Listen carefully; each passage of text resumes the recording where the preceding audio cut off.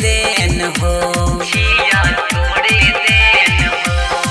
तोहरे कृपा से उड़ैयम बड़ में बोलेन हो, बसरे लगाड़ी बाबा छिया तोड़े देन हो।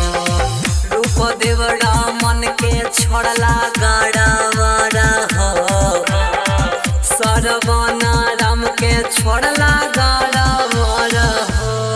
बाबा कहिया बनैबा खलासी से डराइवर हो, हो बाबा कहिया बनैबा खलासी से डराइवर हो। माँ श्यामा रिकॉर्डिंग स्टूडियो, संत कबीर चौक, सत्तौर।